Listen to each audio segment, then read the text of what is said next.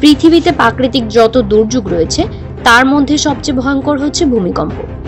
কারণ অন্যান্য প্রাকৃতিক বিপর্যয়ের পূর্বাভাস পাওয়া গেলেও ভূমিকম্প এর ব্যতিক্রম। ভূমিকম্পের আগে কোনো পূর্বাভাস পাওয়া যায় না, ফলে এতে ব্যাপক জানমালের ক্ষয়ক্ষতি হয়। ইসলামিক দৃষ্টিতে ভূমিকম্প মানুষের জন্য আল্লাহর পক্ষ থেকে এক ধরনের সতর্কবার্তা। এমন দুর্ঘটনার সময় মানুষের উচিত মহান আল্লাহর কাছে অতি দ্রুত তওবা করা, তার কাছে নিরাপত্তার জন্য দোয়া করা, মহান আল্লাহকে বেশি বেশি স্মরণ করা ও তার কাছে ক্ষমা প্রার্থনা করা। মানুষকে সতর্ক করে পবিত্র কোরআনে আল্লাহ তাআলা বলেছেন, জনপদের অধিবাসীরা কি এতই নির্ভয় হয়ে গেছে যে আমার আযাব রাত তাদের কাছে আসবে না, তারা ঘুমে থাকবে। বান্দার অপরাধ ক্ষমা প্রসঙ্গে আল্লাহ তাআলা বলেছেন, যে বিপদ আপদই তোমাদের উপর আসুক না কেন তা হচ্ছে তোমাদের নিজেদের হাতের কামাই, আর আল্লাহ তোমাদের অনেক অপরাধ ক্ষমা করে দেন।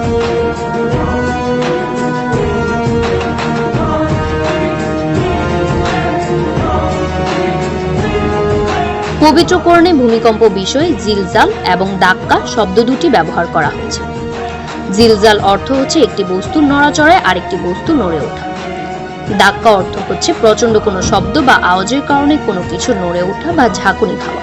ভূমিকম্প সম্পর্কে রাসূলুল্লাহ সাল্লাল্লাহু আলাইহি ওয়াসাল্লাম বলেছেন, এ উম্মত ভূমিকম্প, বিকৃতি এবং পাথর বর্ষণের মুখোমুখি হবে। একজন সাহাবী জিজ্ঞেস করলেন, কখন সেটা হবে হে আল্লাহর রাসূল?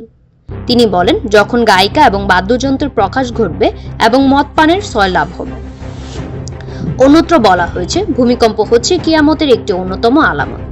কিয়ামত যতই নিকটবর্তী হবে ভূমিকম্পের পরিমাণ ততই বাড়তে থাকবে। ভূমিকম্পের বেশ কিছু কারণ সম্পর্কে জানা যায় হাদিসের মাধ্যমে। প্রিয় নবী হযরত মুহাম্মদ সাল্লাল্লাহু আলাইহি ওয়াসাল্লাম বলেন, যখন অবৈধ উপায়ে সম্পদ অর্জিত হবে, কাউকে বিশ্বাস করে সম্পদ গচ্ছিত রাখলে তা আত্মসাৎ করা হবে। যাকাতকে মনে করা হবে জরিমানা হিসেবে। ধর্মীয় শিক্ষা ছাড়া বিদ্যা অর্জন করা হবে। পুরুষ তার স্ত্রীর বাধ্যগত হয়ে মায়ের সঙ্গে বিরূপ আচরণ করবে। বন্ধুকে কাছে টেনে নিয়ে বাবাকে দূরে সরিয়ে দিবে। মসজিদে শোরগোল হবে। সবচেয়ে দুর্বল ব্যক্তি সমাজের শাসক হবে। সেই সময় তোমরা অপেক্ষা করো রক্তিম বর্ণের ঝড়ের, ভূকম্পনের, ভূমিধসের, লিঙ্গ পরিবর্তন, পাথর বৃষ্টি এবং সুতো ছেঁড়া দানার ন্যায় একটির পর একটি নির্দেশনাগুলোর জন্য।